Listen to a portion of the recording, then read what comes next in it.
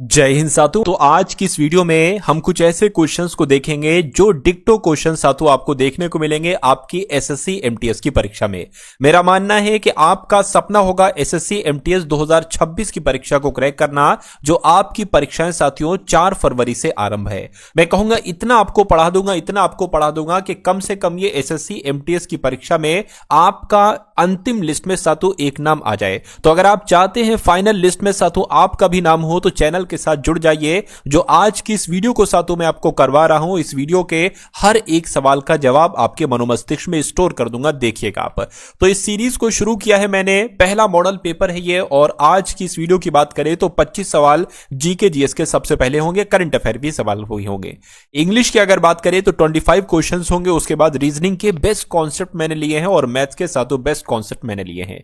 चलिए तो क्लास का आगाज करते हैं और कोशिश करिएगा कि 25 में से एक अच्छा स्कोर साथों आपका होना चाहिए। पहला सवाल आपकी स्क्रीन पर है, भारत का राष्ट्रीय आदर्श वाक्य क्या है? तो आपको मालूम होना चाहिए सत्यमेव जयते साथों, ये भारत का राष्ट्रीय आदर्श वाक्य है। उसके बाद देखिए कह रहे भारत का राष्ट्रीय विरासत पशु क्या है? तो सिंह है, घोड़ा है, बाघ है या हाथी है? मैं कहूंगा हाथी भारत का राष्ट्रीय विरासत पशु है, आंसर आपका डी होगा। उसके बाद देखिए आपसे कहा जा रहा है कि बनारस की अगर बात करें साथों तो ये किस नदी के तट पर स्थित है? तो बनारस किस नदी के तट पर स्थित है? गंगा नदी के तट पर स्थित साथियों बनारस शहर, आंसर आपको ऑप्शन नंबर ए होगा। कह रहे कि माउंट एवरेस्ट साथियों कहां पर स्थित है? भारत में, नेपाल में, चीन में या भूटान में? तो माउंट एवरेस्ट तो साथियों नेपाल में स्थित है, नेपाल आपके सवाल का जवाब होगा। कह रहे कि केंद्रीय सड़क अनुसंधान संस्थान ये कहां पर स्थित है? तो नई दिल्ली में स्थित है, नई दिल्ली आपके सवाल का जवाब होगा। उसके बाद देखिए कह रहे कि 23 मार्च को किसके शहीद होने की याद में शहीद दिवस मनाया जाता है? पहला सवाल आप लोग याद रखेंगे कि शहीद दिवस कब मनाया जाता है? तो 23 मार्च को मनाया जाता है। किसके शहीद होने की याद में मनाया जाता है? मैं कहूंगा भगत सिंह, राजगुरु और सुखदेव सिंह जी की शहीद होने की याद में साथियों शहीद दिवस मनाया जाता है। ये क्वेश्चन मोस्ट इंपॉर्टेंट है साथियों और आपके एग्जाम में इस बार आएगा। अगला सवाल देखिए, कहने कि मुद्रा राक्षस के साथों रचयिता कौन है? तो मैं कह सकता हूं विशाख दत्त की अगर बात करें तो ये मुद्रा राक्षस के रचयिता हैं। अगला देखिए अढ़ाई दिन का झोपड़ा साथों क्या है? तो अढ़ाई दिन के झोपड़े की अगर बात करें तो ये एक मस्जिद है, मस्जिद ऑप्शन नंबर ए आपके सवाल का बिल्कुल सही जवाब होगा। कहने कि कृष्णदेव राय के शासनकाल में जो अष्ट दिग्गज है ये किसको कहा जाता था? अष्ट दिग्गज क्या 8 मंत्रियों की परिषद को कहा जाता था? नहीं। विजयनगर साम्राज्य के 8 वीरों को कहा जाता था? नहीं। तेलुगु भाषा के 8 महान विद्वान कवियों को कहा जाता था? मैं कहूंगा बिल्कुल सही। आपको पता चल गया अष्ट दिग्गज किसे कहा जाता था? जो 8 कवि थे, है ना, विद्वान कवि थे जो कि तेलुगु भाषा के कवि थे, उनको अष्ट दिग्गज कहा जाता था। आंसर आपका ऑप्शन नंबर सी होगा। उसके बाद देखिए कह रहे कि रैयतवाड़ी व्यवस्था को कहां और मद्रास में शुरू किया गया? तो मैं कहूंगा रैयतवाड़ी व्यवस्था को बंबई में और साथियों मद्रास में शुरू किया गया था, इसलिए आंसर आपका ऑप्शन नंबर ए होगा। कह रहे कि काकोरी ट्रेन डकैती एक्शन में किन क्रांतिकारियों को फांसी की सजा दी गई थी? तो किन की बात करें? रामप्रसाद बिस्मिल और अशफाकुल्ला खां, वीर सावरकर और वसुदेव चापेकर, प्रफुल्ल चाकी, खुदीराम बोस या सूरसेन और उधम सिंह? मैं कहूंगा काकोरी ट्रेन डकैती एक्शन में रामप्रसाद बिस्मिल और अशफाकुल्ला खां को फांसी की सजा दी गई थी। सही जवाब आपका ऑप्शन नंबर ए होगा। निम्नलिखित में से कौन काकोरी षड्यंत्र केस से संबंधित नहीं है? यह आपसे पूछा जा रहा है। तो कौन संबंधित नहीं है? देखिए रामप्रसाद बिस्मिल संबंधित हैं, राजेंद्र लाहिड़ी भी संबंधित हैं, अशफाकुल्ला खां भी संबंधित हैं, लेकिन सूरसेन संबंधित नहीं है काकोरी षड्यंत्र केस से, इसलिए आपके सवाल का जवाब ऑप्शन नंबर डी होगा। उसके बाद देखिए कह रहे कि नंद प्रयाग में नंदाकिनी नदी किस नदी में मिलती है? तो नंद प्रयाग में नंदाकिनी नदी जो है साथों ये अलकनंदा नदी से मिलती है। सही जवाब अगर आपको ऑप्शन नंबर डी के साथ है तो मैं कहूंगा आंसर आपका बिल्कुल करेक्ट है। उसके बाद देखिए हिमाचल प्रदेश से होकर बहने वाली नदियां इसमें से कौन सी हैं मुझे बताइए? तो व्यास चिनाब, व्यास रावी, चिनाब रावी सतलुज, व्यास चिनाब रावी सतलुज और यमुना। मैं कहूंगा सबसे सटीक ऑप्शन जो होगा वो ऑप्शन नंबर डी होगा, क्योंकि हिमाचल प्रदेश से होकर बहने वाली नदी व्यास भी है, चिनाब भी है, रावी भी है, सतलज भी है और साथियों यमुना भी है। उसके बाद देखिए सौर मंडल का दूसरा सबसे बड़ा ग्रह, देखिए पहला सबसे बड़ा ग्रह कौन सा है सौर मंडल का? एक बार मुझे कमेंट में आप लोग लिखकर बता दीजिए। उसके अलावा दूसरा सबसे बड़ा ग्रह की अगर बात करें तो साथियों शनि ग्रह है, शनि आपके सवाल का बिल्कुल सही जवाब होगा। उसके बाद देखिए यानी कि यूरोप वासी किस ग्रह की पूजा सुंदरता की देवी के रूप में करते हैं? तो मैं कहूंगा शुक्र ग्रह की पूजा सुंदरता की देवी के रूप में करते हैं। कौन लोग साथियों? यूरोप वासी लोग। उसके बाद देखिए कह रहे कि पेम्बा द्वीप, पेम्बा द्वीप की अगर बात करें तो निम्नलिखित में से किसकी खेती के लिए जानी जाती है? तो पेम्बा द्वीप की अगर बात करें तो यह लौंग की खेती के लिए जाना जाता है द्वीप। आंसर आपको ऑप्शन नंबर सी होगा। उसके बाद देखिए विश्व में हरित क्रांति के साथियों जनक कौन है? फटाफट आप लोग मुझे बता दीजिए। साथियों अगर आपने अभी तक इस वीडियो को लाइक नहीं किया है तो एक लाइक का बटन दबा दीजिए, और चैनल पर अगर आप लोग नए हैं तो चैनल को भी साथियों तुरंत आप लोग सब्सक्राइब कर लीजिए, क्योंकि एसएससी एमटीएस 2026 की परीक्षा अगर आप सीरियसली वाकई में क्रैक करना चाहते हैं तो जितनी चीजें आपको दूं, जितना कंटेंट आपको दूं, उतना पढ़कर जाइएगा, आपको निराशा का सामना नहीं करना पड़ेगा, है ना। चलिए उसके बाद देखिए कह रहे कि विश्व में हरित क्रांति का जनक किसे कहा जाता है? तो नॉर्मन ई बोरलॉन्ग को ही विश्व में हरित क्रांति का जनक कहा जाता है। पेपर आपका बहुत आराम से क्रैक करवा दूंगा, लेकिन मेहनत से पढ़ाई भी करवाऊंगा। जितनी मेहनत मैं आपसे करवाऊंगा उतनी मेहनत आपको करना पड़ेगी साथियों। वर्तमान में भारतीय संविधान में धाराओं यानी कि अनुच्छेदों की कुल संख्या कितनी है? तो अब अनुच्छेद साथियों लगभग 470 से ज्यादा हो चुके हैं। आंसर आपको ऑप्शन नंबर ए होगा। कह रहे कि किस संविधान संशोधन अधिनियम द्वारा भारतीय संविधान में नवीं अनुसूची जोड़ी गई थी? तो जो नवीं अनुसूची जोड़ी गई थी ये पहले संविधान संशोधन के द्वारा साथियों जोड़ी गई थी। ये बात आपको ध्यान रखना है, परीक्षा में सवाल पूछा जाता है। उसके बाद देखिए भारत के संविधान में किस संशोधन के अंतर्गत वस्तु एवं सेवा कर लगाया गया है? तो मैं कह सकता हूं साथियों जो 101वां संविधान संशोधन था इसके अंतर्गत ही जीएसटी लगाई गई थी, यानी कि वस्तु एवं सेवा कर लगाया गया था। यह बात आपको ध्यान रखना है। अर्थव्यवस्था का प्राथमिक क्षेत्र कृषि से संबंधित है या साथियों विनिर्माण से संबंधित है या सूचना प्रौद्योगिकी से या परिवहन से? मैं कहूंगा अर्थव्यवस्था का प्राथमिक क्षेत्र कृषि से संबंधित है। उसके बाद देखिए दो कांच के गिलास एक दूसरे से चिपक जाते हैं, उन्हें कैसे अलग किया जा सकता है? बाहरी गिलास को गर्म पानी में डालकर आप अलग कर सकते हैं, या जोर से पीट पीट कर आप उन दोनों गिलास को अलग कर सकते हैं, या अंदरूनी गिलास में पानी डालकर अलग कर सकते हैं, या गिलासों को शीतल जल में डालकर आप अलग कर सकते हैं। मैं कहूंगा ये कोई भी सही तरीका नहीं है। बाहरी गिलास को अगर आप गर्म पानी में डाल देते हैं तो साथियों उनको आसानी से अलग किया जा सकता है। उसके बाद देखिए इनमें से किस तत्व को मिट्टी के तेल में सुरक्षित रखा जाता है? तो मैं कह सकता हूं सोडियम की अगर बात करें तो सोडियम जो कि तत्व है इसको मिट्टी के तेल में सुरक्षित रखा जाता है। अगला देखिए इनमें से कौन सी धातु में कौन स्वतंत्र अवस्था में पाई जाती है? तो स्वतंत्र अवस्था में मैं कहूंगा साथियों सोना जो है ना ये स्वतंत्र अवस्था में पाया जाता है। सही जवाब साथियों अगर आपका ऑप्शन नंबर क्या है? ऑप्शन नंबर बी है। तो मैं कहूंगा आंसर आपका बिल्कुल करेक्ट हो जाएगा भाई। बहुत बढ़िया, वेरी गुड। ये साथियों कितने क्वेश्चन हो गए? 25 क्वेश्चन साथियों हो गए, ठीक है ना।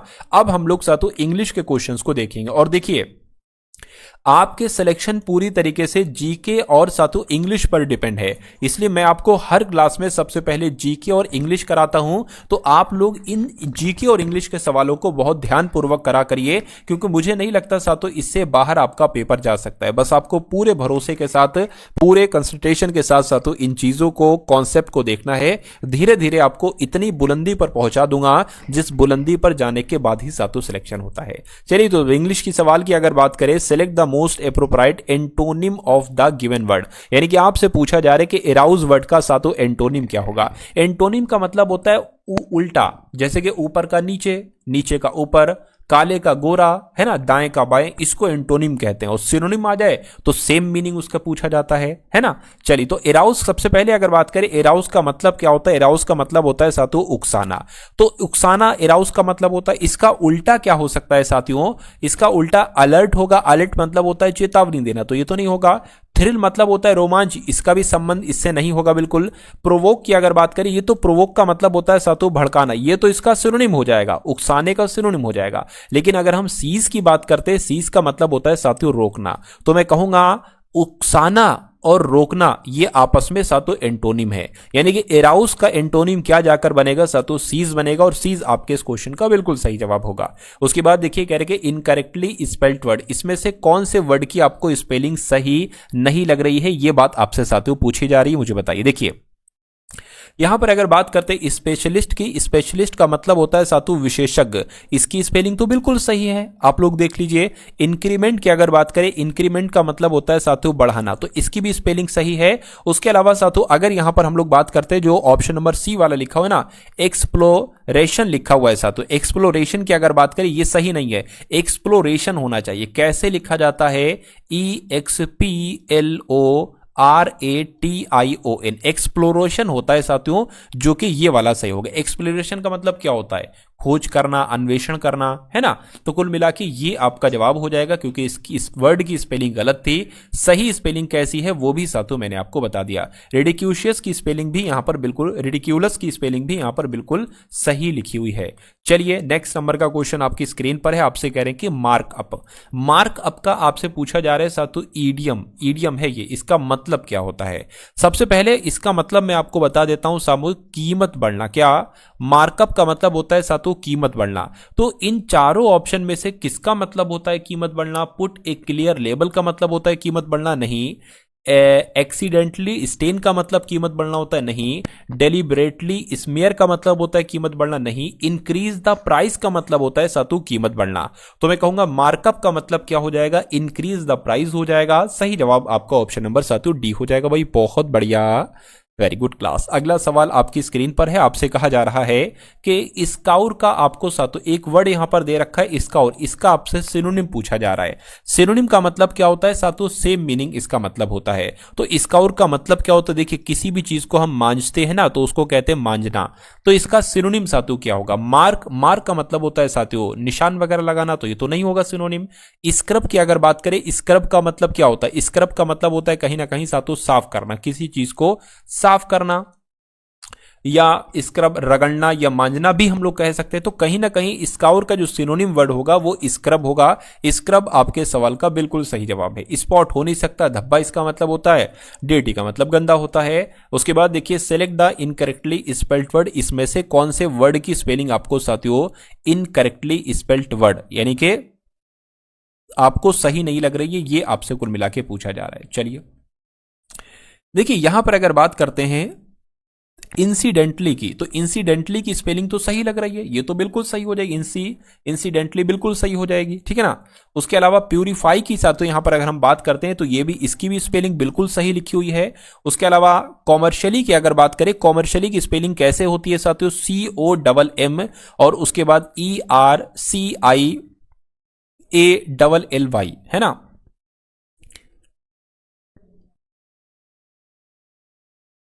तो यहां पर साथियों जो 2 बार आर है वो 1 बार आर आएगा, 2 बार नहीं आएगा। कॉमर्शियली की अगर बात करें 2 बार इसमें आर दिया गया, जो कि गलत है, 1 बार आर आएगा। अच्छा, पॉसिबिलिटी की भी स्पेलिंग यहां पर बिल्कुल सही है। तो कुल मिला के इस सवाल का जवाब आपका जो जाएगा वो ऑप्शन नंबर सी के साथ जाएगा। अगला सवाल आपकी स्क्रीन पर है साथियों। देखिए जिस टाइप के जितने भी सवाल आपसे एमटीएस के एग्जाम में पिछले सालों में पूछे गए हैं, मैं आपको वो भी पढ़ाता रहूंगा।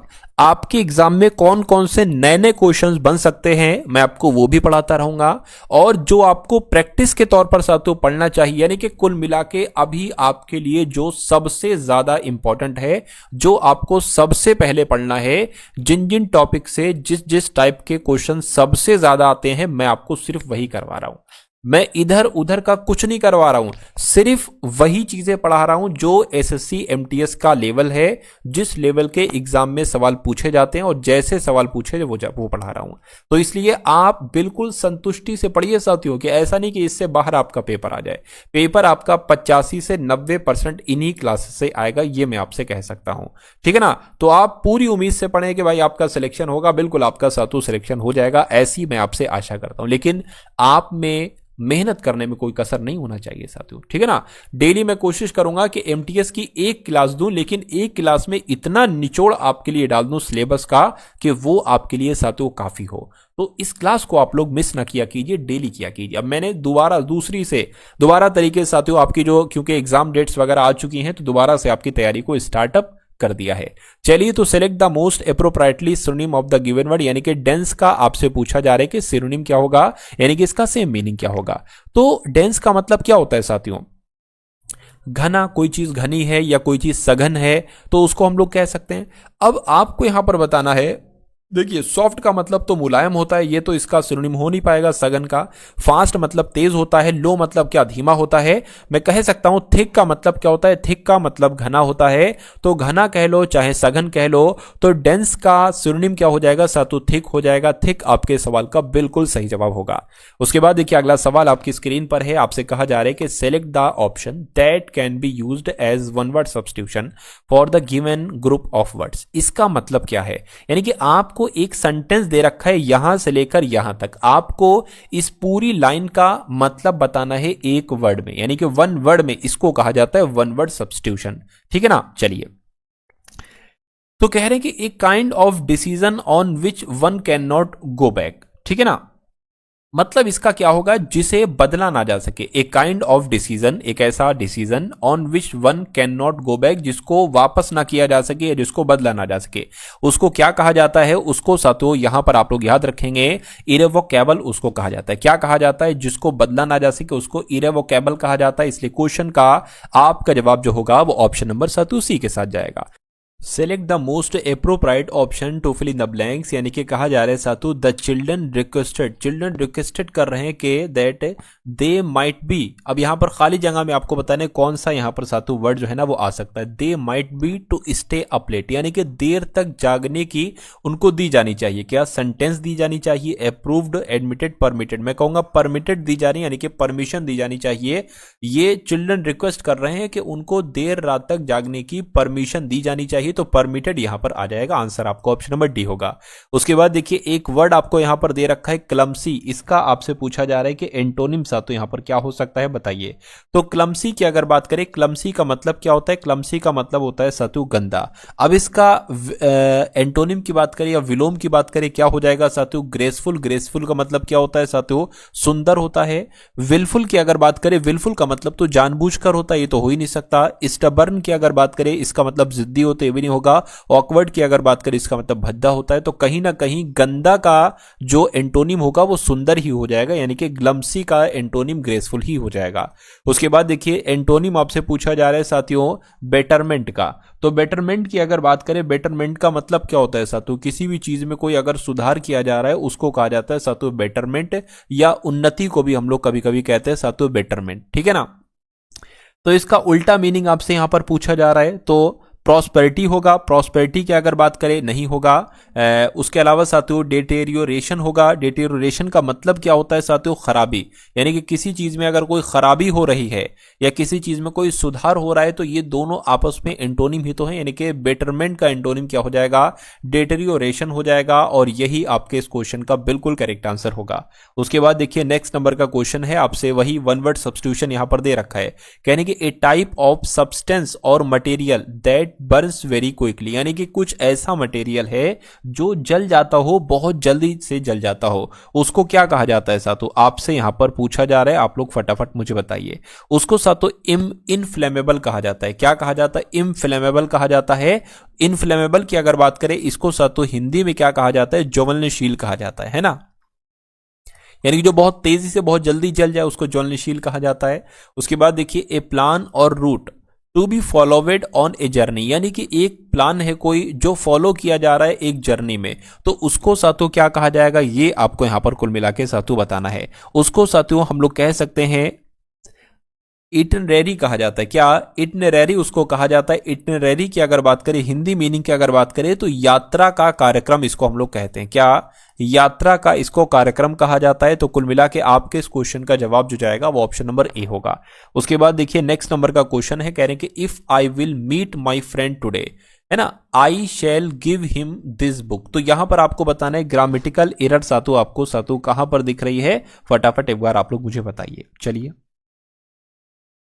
देखिए यहां पर मीट्स होना चाहिए था, यानी कि इफ आई विल मीट्स, अगर मैं अपने फ्रेंड से मिलूंगी, है ना, आज मैं अपने फ्रेंड से मिलूंगी तो मैं उसको क्या देना चाहूंगी साथियों, ये बुक्स उसको देना चाहूंगी। तो कुल मिला के मीट नहीं मीट्स होना चाहिए था। दिक्कत कहां पर है, दिक्कत यहां पर है, तो यही आपका जवाब हो जाएगा। उसके बाद देखिए एंटोनिम आपको बताना है वॉलेटाइल का। वॉलेटाइल की अगर बात करें, वॉलेटाइल का मतलब क्या होता है साथियों, अनिश्चित। क्या होता है साथियों, इसका मतलब होता है अनिश्चित, ठीक है ना। तो इसका विलोम क्या होगा, एंटोनिम क्या होगा, निश्चित हो जाएगा। और निश्चित की इंग्लिश क्या है साथियों, सर्टेन, ये निश्चित की ही तो इंग्लिश है, इसलिए आंसर आपका ऑप्शन नंबर डी है। उसके बाद देखिए साथियों नेक्स्ट नंबर का क्वेश्चन आपकी स्क्रीन पर है, आपसे कह रहे हैं कि select the incorrectly spelled word. आपको बताना है इनमें से कौन से वर्ड की स्पेलिंग सही नहीं है। देखिए ओकेजन की स्पेलिंग साथियों बिल्कुल सही लिखी हुई है, ठीक है। ओकेजन का मतलब क्या होता है, अवसर।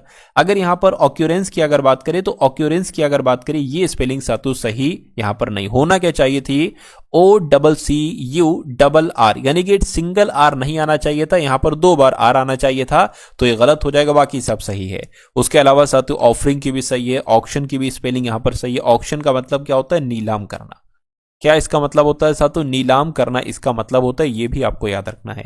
उसके बाद देखिए नेक्स्ट नंबर का सवाल आपकी स्क्रीन पर है, कहने के the following sentence has been split into 4 segment, identify the segment that contains a grammatical error. The nature channel gives a lots of interesting information on wildlife. ये आपसे कुल मिला के यहां पर देखिए, तो बहुत ध्यान से साथियों इन सवालों को आप लोग देखिए और फटाफट आप लोग यहां पर मुझे साथियों बताते जाए। देखिए नेचर चैनल जो होते हैं ना, है ना, ये वाइल्ड लाइफ के बारे में बहुत बढ़िया बढ़िया मैं कह सकता हूं, ये बहुत इंटरेस्टिंग इंफॉर्मेशन देते रहते हैं। तो आपसे पूछा जा रहा है ग्रामेटिकल एरर, यानी कि आपको दिक्कत साथियों इसमें कहां पर लग रही है, ये आपसे पूछा जा रहा है। चलिए, तो यहां पर लॉट्स नहीं आएगा, सिर्फ क्या आएगा? सिर्फ लॉट आएगा, यानी कि the nature channel gives a lot of interesting information on wild life. तो यहां पर लॉट्स नहीं बल्कि क्या आना चाहिए? लॉट आना चाहिए। तो दिक्कत इसमें ही है और यही आपका जवाब हो जाएगा।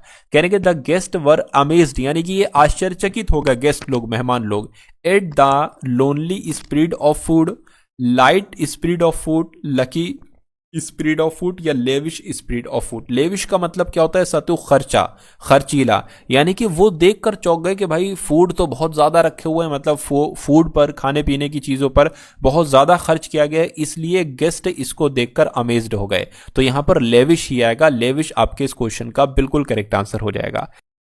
उसके बाद देखिए select the most appropriate option to fill in the blanks. कह रहे हैं कि it looks as if it might rain tonight as the sky is. Sky is के आगे आपको बताना है साथियों यहां पर क्या आएगा। देखिए यहां पर क्या आना चाहिए? ओवर जॉयड आना चाहिए, ओवर ड्यू, ओवर साइज आना चाहिए या ओवरकास्ट आना चाहिए। यहां पर मैं कहूंगा ओवरकास्ट आना चाहिए। ओवरकास्ट की अगर बात करें मतलब क्या होता है साथियों? बादल युक्त, यानी कि आसमान की अगर बात करें, आसमान कैसा है? आसमान बादल युक्त है, यानी कि उस पर बादल छाए हुए हैं आसमान पर।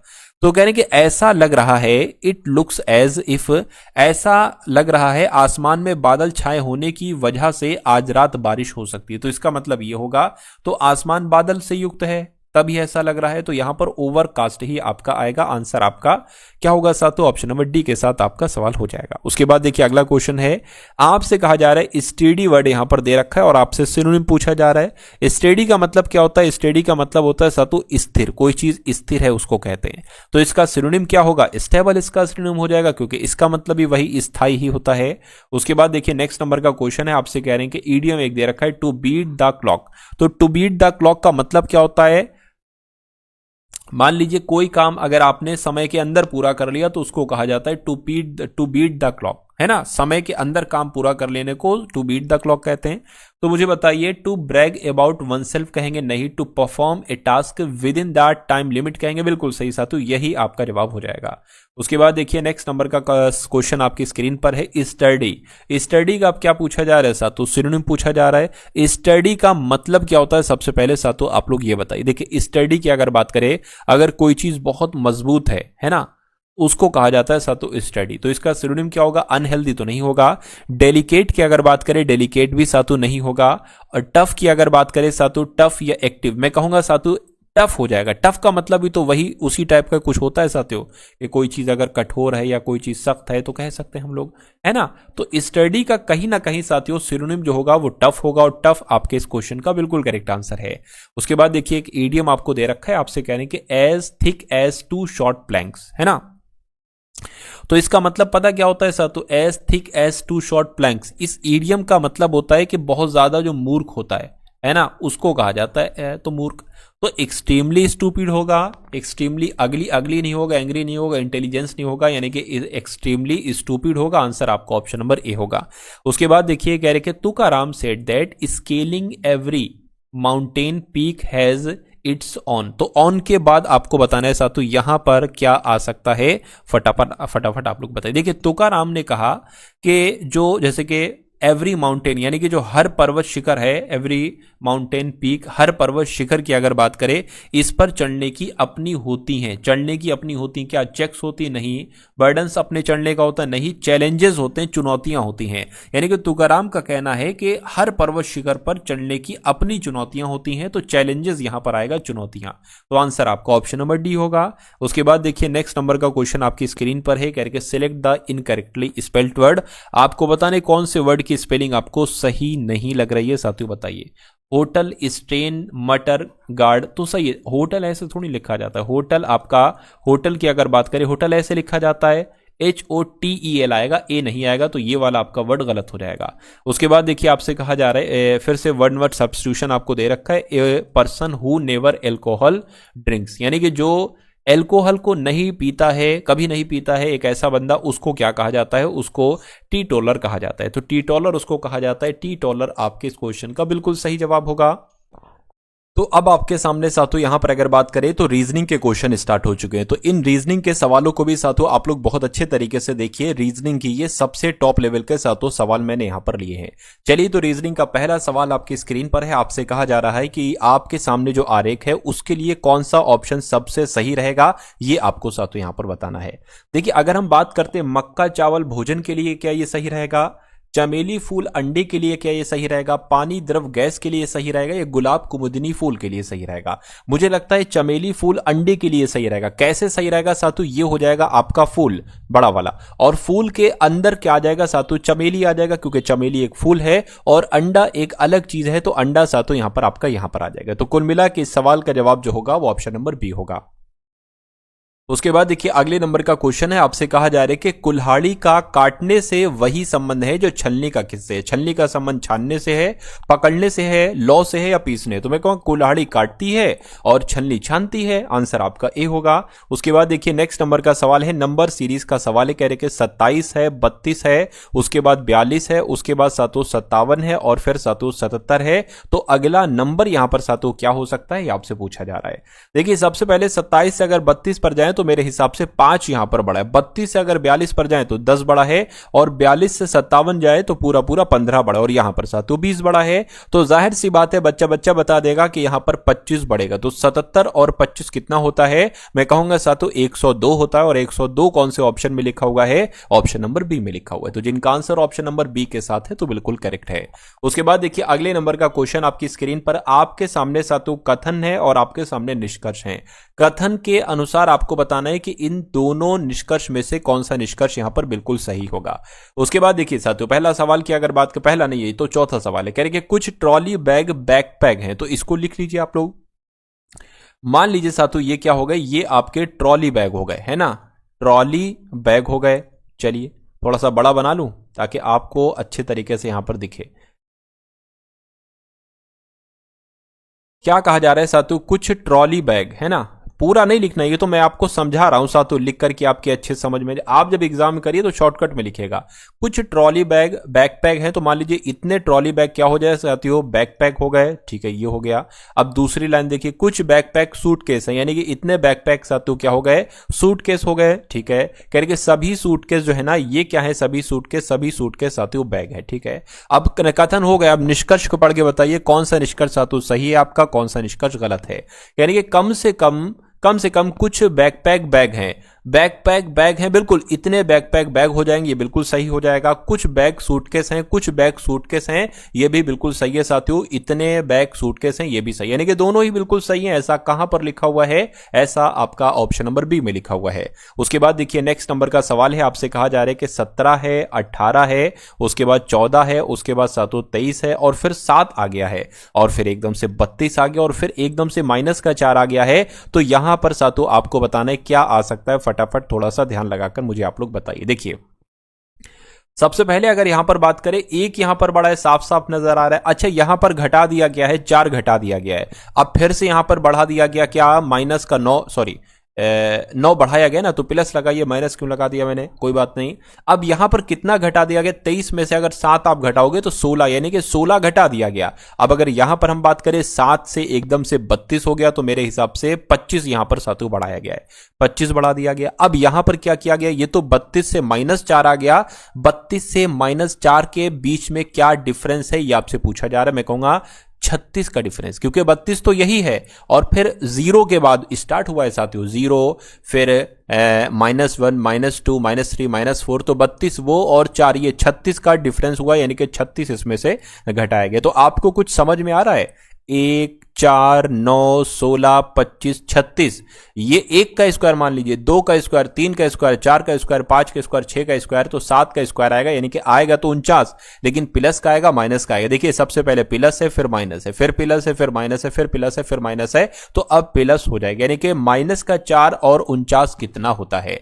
तो माइनस का 4 और 49 की अगर बात करें तो सातु कितना होता है, मैं कहूंगा 45 होता है। 45 कैसे होता है, थोड़ा सा दिमाग अगर आप लगाएंगे तो सातु आपको यहां पर मालूम पड़ जाएगा, क्योंकि हमें 1 तक आने में ही 4 नंबर हमने काउंट करते हैं। देखिए -4 -3 -2 -1 और फिर सातु यहां पर आगे चलेंगे हम लोग। तो कुल मिला के सातु 45 आपके इस क्वेश्चन का जो होगा वो बिल्कुल सही और सटीक जवाब हो जाएगा, और ये प्लस का 45 आएगा, माइनस का 45 नहीं आएगा।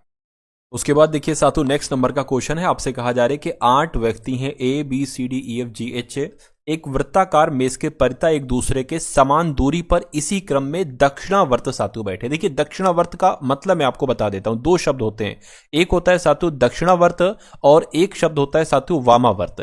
दक्षिणावर्त की अगर बात करें इंग्लिश में मैं आपको बता दूं, इसका मतलब होता है सातु क्लॉकवाइज। क्या इसका मतलब होता है, क्लॉकवाइज, और इसका मतलब होता है एंटी क्लॉकवाइज। यानी कि अगर मान लीजिए आप ऐसे चल रहे हैं 1 2 3 4, तो ये आप चलेंगे क्लॉकवाइज, यानी कि दक्षिणावर्त चलेंगे। तो यहां पर क्या मतलब होगा इसका मतलब ये होगा जिसके A B C D E F ऐसे करके। लेकिन अगर वामावर्त कहता है यानी कि एंटी क्लॉकवाइज कहता, तो फिर हम कैसे चलाते साथों, यहां पर A B C D E F G H, फिर ऐसे हम चलाते। तो समझ गए साथियों, क्लॉकवाइज और एंटी क्लॉकवाइज अर्थात वामावर्त और दक्षिणावर्त का मतलब। अब सवाल की शुरुआत हम लोग करते हैं। कितने लोग हैं साथियों, 8 लोग हैं, तो 1 2 3 4 5 6 7 और 1 8, 8 लोग की बैठने की यहां पर जगह हम लोगों ने बना ली। कहने के सभी लोग दक्षिणावर्त बैठे हैं और सभी का मुंह मेज की ओर है, सभी का मुंह केंद्र की ओर है। कह रहे कि यदि ई उत्तर पश्चिम दिशा में बैठा हुआ है, देखिए उत्तर पश्चिम क्या होगा, ये हो जाएगा आपका उत्तर और ये हो जाएगा पश्चिम। तो उत्तर पश्चिम क्या होगा, ये होगा, यानी कि वो यहां पर बैठा हुआ है ई। तो ई मैं कहूंगा सातु कहां पर बैठा है, ई यहां पर बैठा है। अब सबको आपको दक्षिणावर्त बैठाना है। दक्षिणावर्त मतलब क्या होता है सातु, क्लॉकवाइज। तो कुल मिला के अगर बात करें, अब यहां पर ई है तो ई के बाद क्या आता है सातु, एफ आता है, उसके बाद क्या आता है, जी आता है, उसके बाद क्या आता है सातु, एच आता है। एच तक ही लोग हैं। अब उससे पहले क्या बनेगा साथियों, ई से पहले क्या आ जाएगा, डी, उसके बाद साथियों क्या आ जाएगा, सी, फिर बी और फिर साथियों ए। देखिए क्लॉकवाइज हुआ है ये, A B C D E F G H, इसी को तो क्लॉकवाइज कहेंगे, है ना। कह रहे कि तो जी का मुंह किस दिशा में, तो जी किधर है साथियों, जी आपका इधर है। जी का मुंह किस दिशा में, जी का मुंह इस दिशा में मैं कहूंगा, क्योंकि ये जी है। तो ये कौन सी दिशा कहलाई जाती है, ये कौन सी दिशा कहलाई जाती है, ये दक्षिण और पश्चिम कहलाई जाती है। तो दक्षिण पश्चिम कहां पर लिखा हुआ है, ऑप्शन नंबर डी में लिखा हुआ है। तो जिनका आंसर ऑप्शन नंबर डी के साथ है तो बिल्कुल सही है। अगला क्वेश्चन आपकी स्क्रीन पर है, बहुत ध्यान से साथियों देखिएगा इस सवाल को। कह रहे कि पूजा गुलाब की इकलौती बहन है, केशव और सुमेर भाई भाई हैं, गुलाब केशव का इकलौता भतीजा है, सुमेर सोनू का ससुर है। तो पूजा का सोनू से क्या संबंध होगा, यानी कि सोनू क्या कहेगा साथियों पूजा को। देखिए सबसे पहली बात कही गई कि गुलाब की इकलौती बहन कौन है साथियों, पूजा है। तो गुलाब की इकलौती बहन पूजा मान लेते, लिख लेते हैं साथियों इसको कि गुलाब जो है ना इसकी एक इकलौती बहन है साथियों पूजा, ठीक है ना। ये महिला हो जाएंगे, ये पुरुष हो जाएंगे, महिला के लिए माइनस और पुरुष के लिए साथियों प्लस लिख लिया। कह रहे कि केशव और सुमेर भाई हैं, अभी नहीं है, अभी हमें वो लाइन सॉल्व करना है जिसमें गुलाब का जिक्र है या पूजा का जिक्र है, इसलिए इस लाइन को अभी हम स्किप कर देते हैं। कह रहे अब देखिए गुलाब का जिक्र यहां पर आ गया, तो गुलाब जो है ना, गुलाब ये केशव का इकलौता भतीजा है। केशव का इकलौता भतीजा, भतीजा क्या होता है, भाई का लड़का। तो मैं कहूंगा केशव की अगर बात करें, केशव का कोई भाई होगा, मान लीजिए केशव का भाई ये हो गया, उस भाई का बेटा होगा साथियों गुलाब, तभी तो केशव का भतीजा हो पाएगा साथियों गुलाब। अच्छा यहां पर एक बात कही जा रही थी कि केशव और सुमेर भाई भाई हैं, तो क्या पता साथियों केशव और सुमेर, सुमेर यहां पर आ जाए, है ना। क्योंकि केशव सुमेर भाई भाई हैं, इनका बेटा गुलाब है। मैं कहूंगा सुमेर के दो बच्चे हैं, एक गुलाब है और एक पूजा है, और सुमेर का एक भाई है केशव। उसके बाद देखिए कह रहे कि सुमेर सोनू का ससुर है, यानी कि ये जो सुमेर है ना सोनू का ससुर है। तो सोनू पता कौन होगा साथियों? पूजा का पति होगा। सॉरी, सोनू की अगर बात करें तो सोनू कौन होगा? पूजा का पति होगा। तब क्योंकि पूजा के पिता सुमेर हैं, तभी तो साथियों ये चीज सॉल्व हो पाई कि सुमेर जो है ना सोनू का ससुर है। ठीक है। उसके बाद देखिए कह रहे कि पूजा का सोनू से क्या संबंध है? तो पूजा का सोनू से क्या संबंध है, यानी कि सोनू क्या कहेगा पूजा को? तो सोनू तो साथियों पत्नी कहेगा। तो पत्नी कहेगा। पत्नी कहां पर लिखा हुआ है? ऑप्शन नंबर बी में लिखा हुआ है। तो जो लोग भी ऑप्शन नंबर बी के साथ हैं तो बिल्कुल सही है। उसके बाद देखिए नेक्स्ट नंबर का क्वेश्चन है, कहेंगे साथियों 72 है, 6 है। उसके बाद 7 से यहां पर साथियों कौन सा नंबर बनाया गया है ये आपको बताना है। उसी प्रकार अगर बात करते हैं साथियों यहां पर 128 से 8 बनाया गया। तो सबसे बड़ा चैलेंज हमारे पास ये है कि 6 से 72 कैसे बनाया गया है और 8 से 128 कैसे बनाया गया है। फिर हम 7 से जो नंबर बनेगा वो हम बना देंगे। देखिए अगर हम बात करते हैं क्या ये साथियों कट रहा है? 6 कम 6, 6 दूना 12, ये क्या कट रहा है? देखिए एक बार 8 कम 8, 8 6 48, ऐसे ऐसे आ रहा है।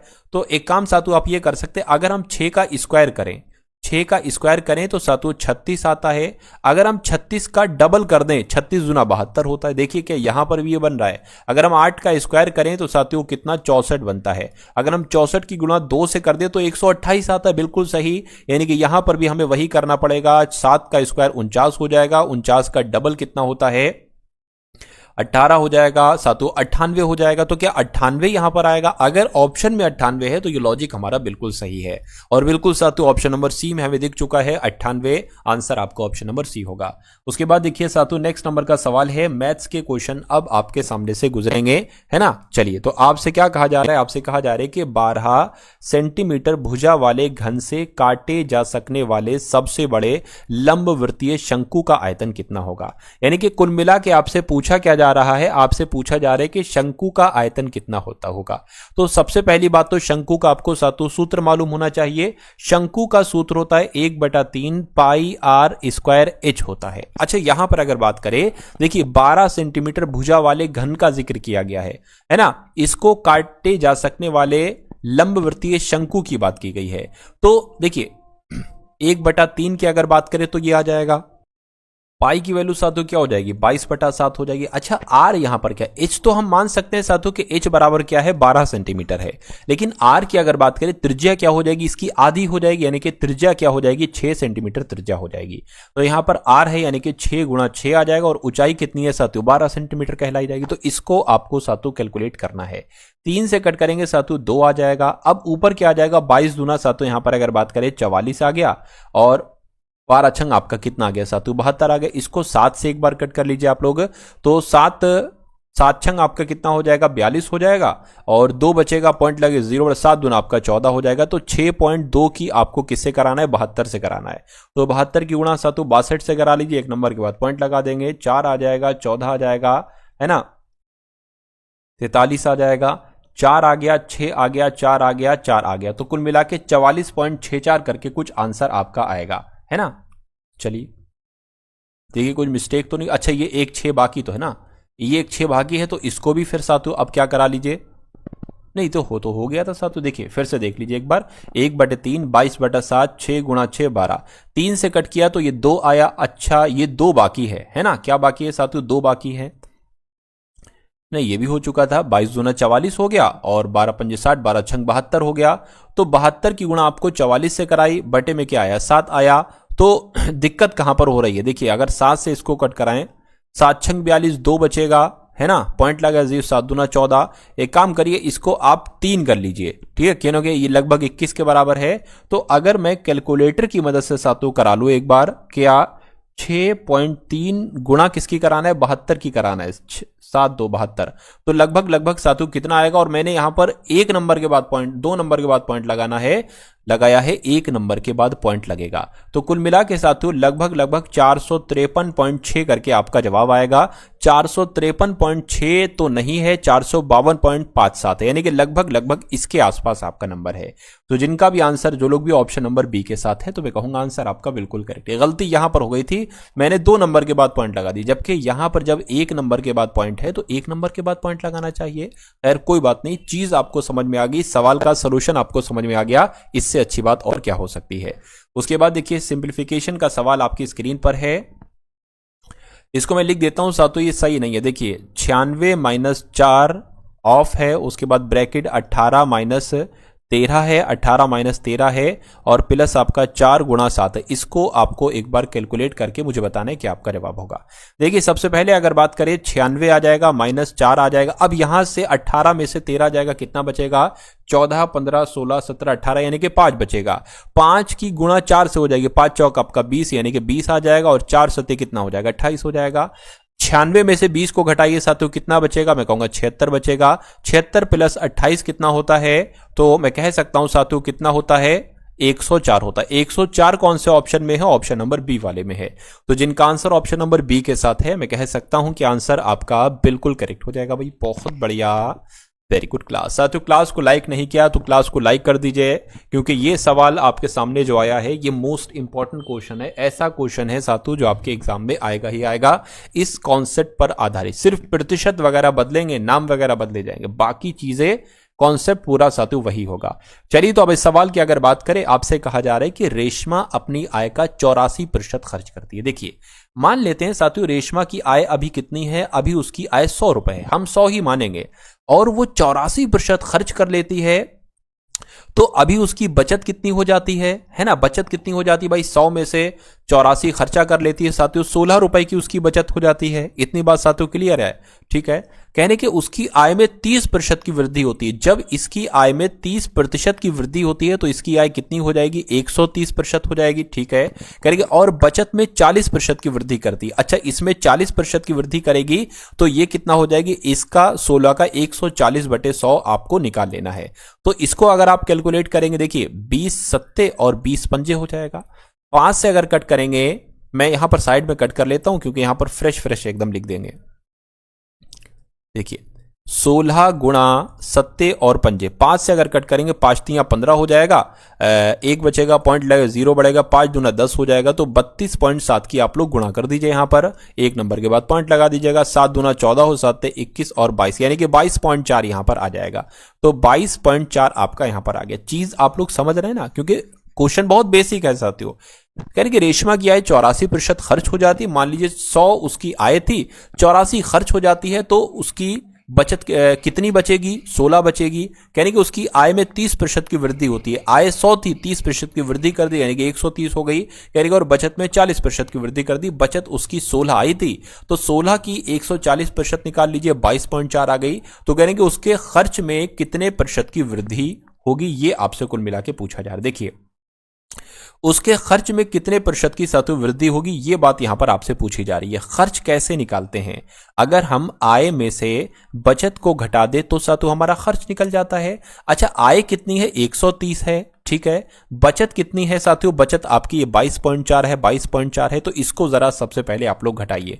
कितना साथियों खर्च आपका निकलेगा? खर्च अगर 130 में से 22.4 अगर हम लोग यहां पर घटाए तो 0.6701 इतना आपका साथियों क्या निकलेगा? खर्च निकलेगा। कोई बात नहीं।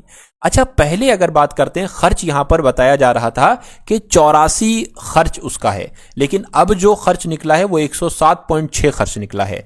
तो बस साथियों खर्च में कितने की वृद्धि हुई है? 84 से 107 खर्च हो गया, तो इसको प्रतिशत में बदल दीजिए। प्रतिशत में कैसे बदलते हैं? दोनों खर्चों को डिफरेंस करिए। सबसे पहले तो 0.6 - 84 गुणा 100, इसको प्रतिशत में बदलना है ना।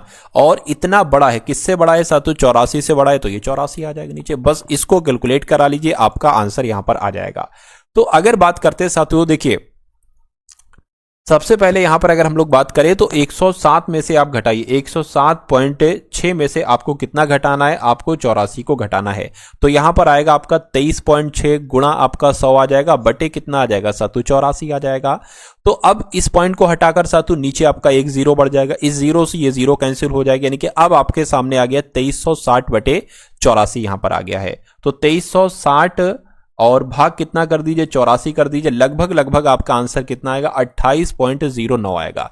तो 28.09 कहां पर लिखा हुआ है, 28 पॉइंट करके कहां पर लिखा हुआ है, मैं कहूंगा 28.1 आपका जवाब हो जाए, क्योंकि 0.9 कह लो या 1 कह लो, कुल मिला के बात एक ही है। तो लगभग लगभग आपके सवाल का जवाब जो आ चुका है वो ऑप्शन नंबर डी आ चुका है। कॉन्सेप्ट समझ गए कैसे इस सवाल को करना है, तो ऐसे इस सवाल को करना है जैसे मैंने आपको बतलाया है।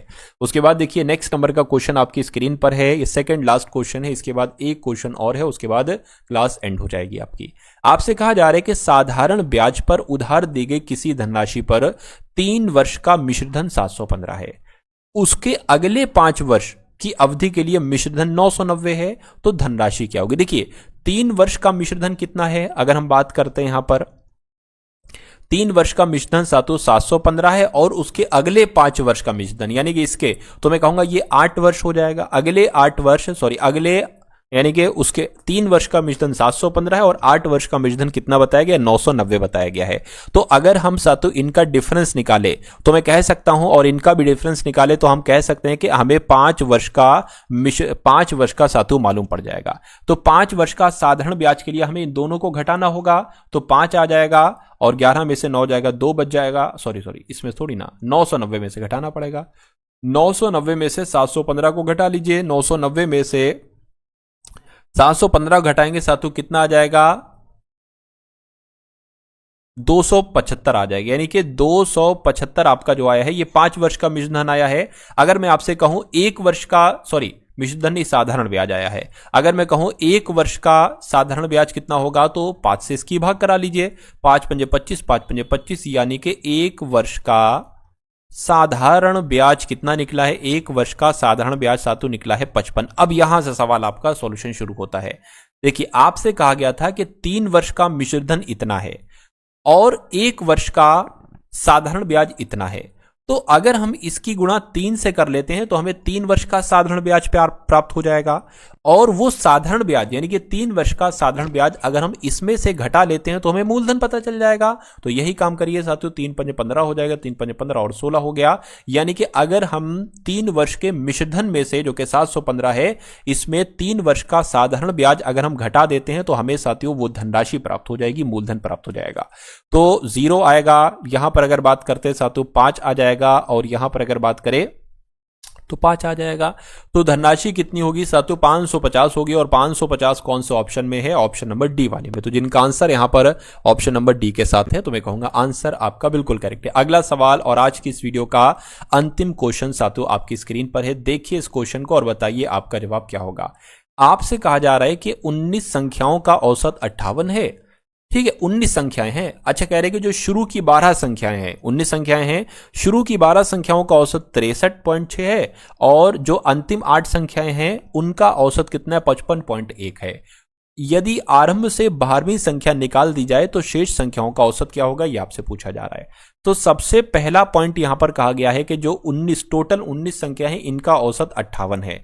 अगर मैं आपसे पूछूं कि 19 संख्याओं का कुल मिला के योग कितना होगा, तो 19 की गुणा आपको सातों 58 से करना होगी, है ना, कोई दिक्कत नहीं साथ। 19 की गुणा 58 से करेंगे तो यहां पर कितना आ जाएगा, 1102 आ जाएगा, 1102 यहां पर साथियों आ जाएगा। कैलकुलेटर मेरे सामने रखा, मैंने उसको इस्तेमाल कर लिया, क्योंकि 58 की गुणा 19 से करेंगे समय लगेगा और उसमें कोई बड़ी बात भी नहीं है, तो इसलिए मैंने उसकी मदद ले ली, ठीक है ना। तो 19 संख्याओं का अब हमें कुल मिला के योगफल पता चल गया है, 1102 है। अच्छा यहां पर कहने की शुरू की 12 संख्याएं हैं, शुरू की 12 संख्याओं का औसत कितना है, 63.6 है। अगर मैं आपसे पूछूं शुरू की 12 संख्याओं का कुल मिला के योगफल कितना होगा, तो आपको गुणा कराना पड़ेगी साथियों 63.6 की गुणा 12 से, तो कितना आ जाएगा यह भी मैं आपको बतला देता हूं, 763.2 आ जाएगा, ठीक है ना। अब देखिए टोटल 19 संख्याएं, 12 संख्याएं ये हो गई, तो मेरे हिसाब से साथियों अब 7 संख्याएं होना चाहिए, लेकिन ये 8 संख्याओं का औसत दे रखा है। कोई बात नहीं, 8 संख्याओं का औसत कितना है, 55.1 है। तो अगर मैं आपसे कहूं कि 8 संख्याओं का, अंतिम 8 संख्याओं का कुल मिला के योगफल कितना होगा साथियों, तो 55.1 की गुणा 8 से कराए 440 आ जाएगा, 440.8 आ जाएगा, है ना। अब आप 12वीं संख्या अगर आपको निकालना है तो आप 1102 में से आप इन दोनों का योगफल को घटा दीजिए, ठीक है ना। किसका योगफल, 763.2 और साथियों 440.8, इनका योगफल घटा दीजिए 1102 में से, आपको वो संख्या पता चल जाएगी। उसके बाद हम अगला काम करेंगे। तो इसको प्लस करिए साथियों, कितना आ जाएगा, ये 4 आ जाएगा, ये 0 आ जाएगा, ये आपका कितना आ जाएगा साथियों, ये आपका 12, यानी कि 1204 यहां पर आ जाएगा, है ना।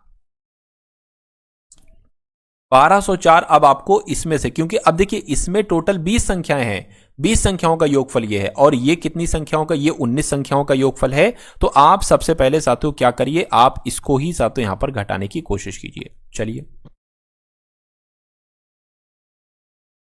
तो साथियों 1204 में से अगर 1102 को हम घटाएं तो कितना बचेगा साथियों, 102 बचेगा, है ना। ये 102 जो है ये 12वीं संख्या है, बहुत ध्यान से देखेंगे तब आपको समझ में आ पाएगा।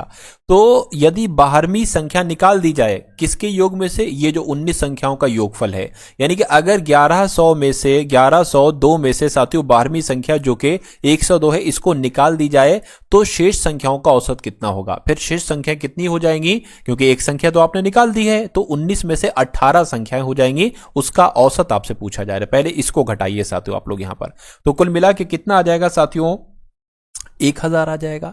तो 1000 जो बैठेगी 18 संख्याओं का योगफल बैठेगा, तो इनका औसत निकालना है, तो इसको आप क्या करा लीजिए, इसको आप साथियों कैलकुलेट यहां पर करा लीजिए। 2 से कट करोगे 500 आ जाएगा, नीचे 9 आ जाएगा, ठीक है ना। अगर साथियों और कट कराए तो 9 पंजे कितना हो जाएगा, 45 हो जाएगा, 5 जाएगा फिर 50 हो जाएगा, 9 पंजे 45, 5 बचेगा, यानी कि 55 सही 5/9 ये शेष संख्याओं का औसत होगा। और ऐसा कहां पर लिखा हुआ है, ऐसा आपका ऑप्शन नंबर बी में लिखा हुआ है, 55 सही 5/9। तो जो लोग भी ऑप्शन नंबर साथियों बी के साथ है, मैं कहूंगा आंसर आपका यहां पर बिल्कुल करेक्ट हो जाएगा। चलिए, तो ये साथियों क्लास आपको कैसी लगी एक बार कमेंट सेक्शन में आप लोग जरूर बताइए।